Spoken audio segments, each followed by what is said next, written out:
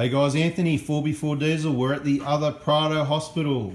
Yes, the other Prado. There's other Prado Hospital. Which other one? Well, you know, watch some more videos and you might find out, or some people already know.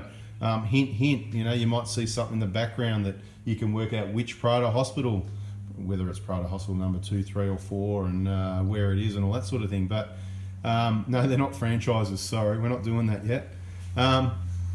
This engine is coming out. It's got a cracked piston, so we're going to share a bit of information with that.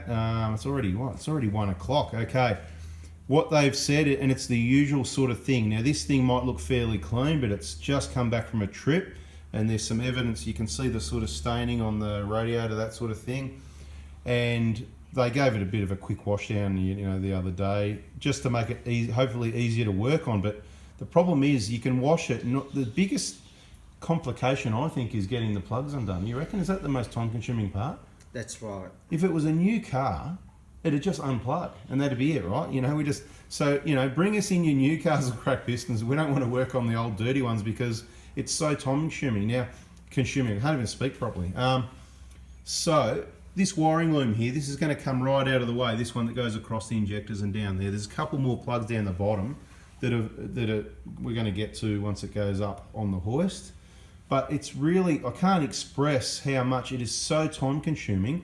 The plugs, even by washing everything, the water doesn't get in between the plug and the sensor or whatever, and it's almost like glue, isn't it? That's what I find. It takes, you can spray a lot of CRC type product, that helps sometimes, but you can just spend a lot of time wiggling that plug, and you've got to keep the little tab pressed, obviously, to have it released while you're at it, and you get a pretty sore finger doing that. You need to rest it and whatever. So then you go to another job. But look, this is where it's at after a little while. Obviously the radiator's got to come out still. The aircon compressor's over to the side out of the way.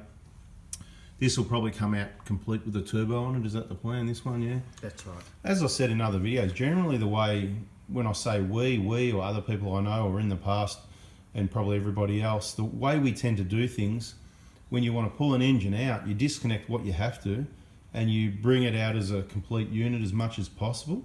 And then I find it's opposite when you're putting, you know, you might have a long motor over there I'm looking at the moment. We'll head over and have a look at that in a minute, but maybe not, maybe in another video. But sometimes I find that, you know, I don't know, sometimes we take extra stuff off the engine.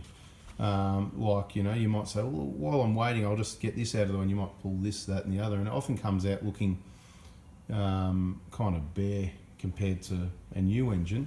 And then when you put it back in anyway, you end up putting extra stuff back on. So whatever, I don't even know what I'm talking about here.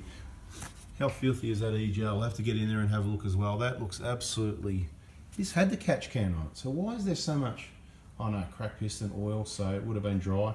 Let's get in there and have this thing. We've removed the catch can out of the way, but it had a catch can on it. Now, so we're going to go on a slightly different subject here. Catch cans, crankcase ventilation, EGR systems. If you've been watching the videos, you should understand by now that crankcase ventilation, or PCV, is a completely different system to the EGR system. So by putting the catch can there, that should catch the oil, and that should reduce the amount of wetness in the intake down to, well, depends how efficient the catch can is. But if it's too efficient, then it's going to block the flow of the PCV and therefore create crankcase pressure, which we've had people report that in the past as well, causing issues. So if we have a look down in there, if having a catch can works, then why is that intake pretty well typical mess? So that would sort of say to me, possibly the catch can was added. It looked like a pretty old catch can, didn't it? There's no point adding a catch can unless you start fresh. You know, might as well, if you're going to add a catch can, and I'm not recommending you do this, but if you're going to add a catch can, you might as well clean the whole intake, start fresh, and then add your catch can. So then at least you can see if it stays clean, which this one isn't. Right? And it's nice and wet, but that wetness could have been added since it cracked the piston. Yes, that's right, but that would mean the moisture's gone past the catch can. It's filled up the catch can. So that's an awful lot of blow by. The oil doesn't normally come out there, it blows out the exhaust, so it's not, you're going to get a little bit more. You'd have to drive a long time to get that amount of oil in there. So that would have meant it's filled the catch can and pushed it through the pipe into the intake, but then you'd be running on oil and you can't compress oil and you'd have further problems, which we don't. So maybe this catch can, by the looks of it, wasn't working that well, because not only is it oily and wet, Doesn't look like it's wet on top. And if that started happening, then you'd have a wet intake. You wouldn't have the soot stuck to it, because typically if the catch can's working, the oil's not there, therefore that dry abrasive soot, just like dust, goes straight through your intake, straight through your engine and out the other end, and it doesn't stick because there's no glue there. The oil is the glue. So obviously this catch can wasn't working. It can't have been working. Anyway, back to this engine. What can we tell you about the engine? Time to go up and have a look underneath and see what we've got to rip out there to get this baby out. All right, underneath here we go. All these things that need to come off to get an engine out. The bash plate, it's a bit bent up. That could be fun and games. Yeah, we'll see. You know what bash plates are like. Let me see. Oh, there's a socket here. Oh, yeah, because the off-road, it hasn't got the K on. Oh, no. Yeah, oh, no. Let's see if that works out there. Anyway, bash plate's always a pain. What's going on down here? There's a bit of blacker. What's going on? What the... No, just joking. It's all good. Just having a bit of a look around. Risk it for the biscuit. It's coming undone. Whoa! See, because it's been butchered, so you can't get the right tool onto it. Oh, I swear I saw that bolt turning. That's come down now, yeah. No, 12 doesn't fit, the 13 doesn't fit, the special sockets don't fit, so it's just a bit of a time waster. You know, simple jobs, but lots of little complications like this add up to days of work. Yeah, that's it. Let's get the 12mm impact and let's get that big hammer and see if we can smash it on. See if that works, because we need to get it out.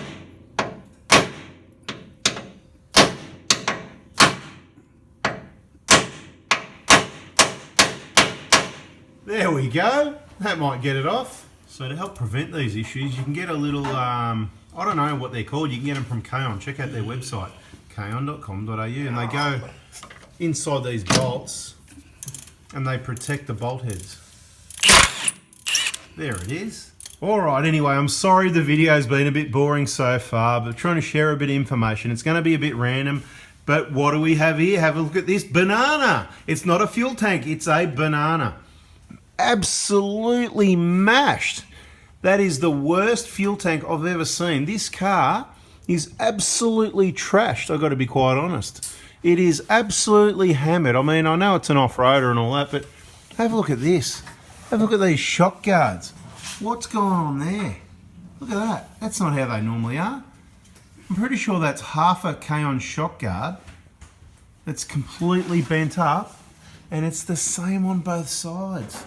If you can see that because of the light behind there, but hard to see. But let's have a look. So long range tank. So if there wasn't enough weight there already, it's got a massive big long range tank, which I'd suggest there's enough servos around. You probably don't need one of those in my opinion. But you know, each to their own. And have a look at this tailpipe. The quality on that, just don't touch that there because, oh, ouch. Quality Control City, this vehicle. It's got the KMR rear bar that, I don't know if it's made by the best quality materials because it's rusty. It's pretty decent rust, you know what I mean? I just don't think it's the best quality steel, but I don't know what they use. Let's pick on KMR. Tow bar plugs absolutely hammered. Just want to paint a picture of this vehicle, how heavy it is, and how it gets used and the condition it's in. So kind of no surprises, if you know what I mean. It does get used, obviously. Massive big fuel tank. And it looks like it's taken a bit of it's a lot of spray from that side. Why has it got a lot of spray and not so much at this side? Yeah, maybe that's, I don't know what that is. Anyway, it doesn't matter. That joint up at the exhaust there doesn't look too crash hot either. It's got some airbags to help carry all that extra weight. Yep. And there's the plug there to take a sample of fuel for testing or to drain your fuel tank. But I think the biggest concern is going to be what's going on here with this fuel tank. I think this vehicle needs a visit to cant.com.au after maybe even the local Toyota dealer to get a new tank, because that is absolutely mashed. I've never seen anything like it. I mean, you know, it's damaged all the way along, but this is pushed into it. Have you seen anything like that? That's bizarre, isn't it? He put a straight edge across. Hey, guess what? The positive? The vehicle's got a lot more clearance now. It's not going to happen again, is it? But that is just terrible. I mean, underneath there, that's a plastic tank, right? That's the straps, don't worry about that. But this is a plastic tank, right? This guard has been pushed into it. Look, you need to get the guard off to have a look at the damage to the tank, but possibly... Go ahead, mate. Keep making noise, don't worry about me. This is a real workshop here, mate. This is a real life situation. Just try not to swear, because we try not to swear here, you know what I mean? So, have a look at that, huh? Bloody...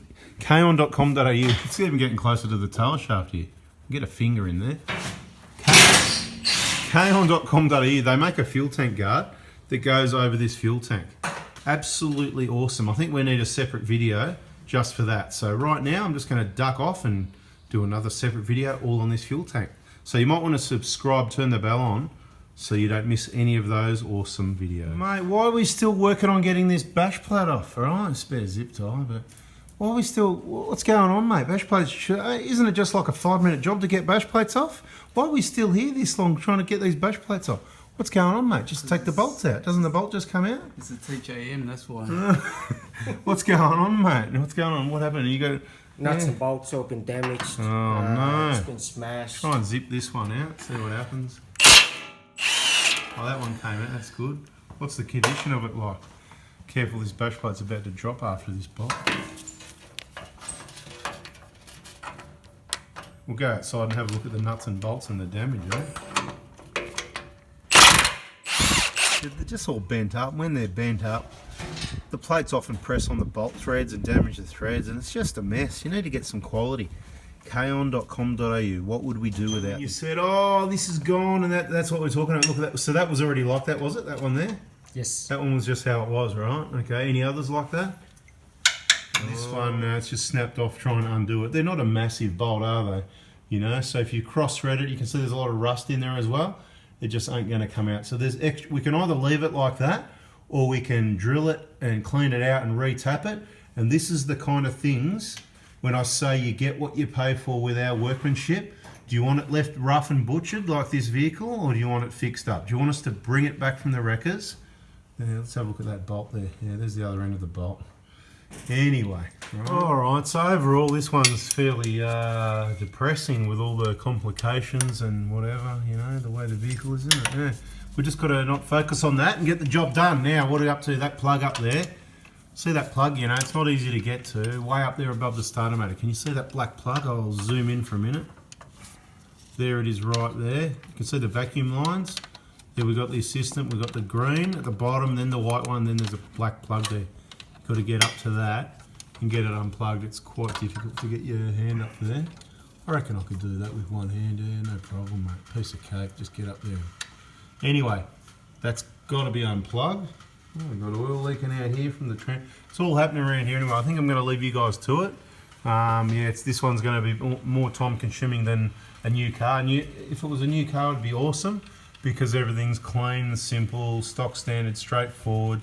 But with this one, everything seems to be tight and seized and broken and missing and needs to be fixed up later. So, look, it's been slowly sent to the wreckers. It's been used that way. We'll just have to slowly bring it back, eh? I'm out of here, I think. Yeah, I'm going in a minute. I'm out here soon. I just want to point out for people, when we do engines here, we do things properly. It's not a matter of disconnect the transmission lines, leave the lines hanging around there so they get damaged or crushed. It's not a matter of leaving the transmission open. See these, mate? Custom-made plugs to seal the deal. It's all sealed up, mate. We don't want any contamination in there either. So you get what you pay for, and when it's all the gear and no idea, look, you know, and it's just, like I said, it's a pretty depressing video, isn't it, actually? So please, you know, bear with me with this. It's a bit of a sad story, I know, you know. You get a cracked piston and you've got that engine mount. Is that engine? What's that bolt from? What's that big bolt out of? That's not the engine mount. What's that big? I can't even think. That big bolt there, right in the middle there. This one? Yeah, what's that out of? That was holding the bracket. That's a big bolt for it. It's the bracket for the. Oh yeah, because I think I've only done the 120s, you know, it's a smaller bracket. That's a big bolt, isn't it? Yeah, we've just had a little meeting between us. I don't remember a big bolt like that. Obviously it's there and it's here, but I don't remember that. That's massive. And I'm thinking, what? Engine mount's out of the way. No, it's not that. The engine mount bracket bolts are actually even smaller than that. You can see them up above. So that's like an M12 or something like this bolt, where the ones in the engine mount I reckon are probably M8s. Anyway, guys, that's it. That's a video. I've dribbled on long enough. Hopefully you learnt something out of it and you can hit the like button, subscribe, turn the bell on. And hopefully there's a better video coming soon with some more information, maybe on this job or another one. Alright, before I go, on a positive note, we've got a brand new long motor here, and this is what's going to end up in this vehicle. So this is the first step of bringing the vehicle back from the wreckers, slowly fixing it up. So this unit and as many things as possible that are bolted to it are going to be cleaned up with new gaskets, refitted, and that new heart in the beast and everything related to it. At least it will be installed correctly, and everything that's been removed and refitted will be installed back to factory how it should have been in the first place. That's it, guys. I'm out of here. See ya.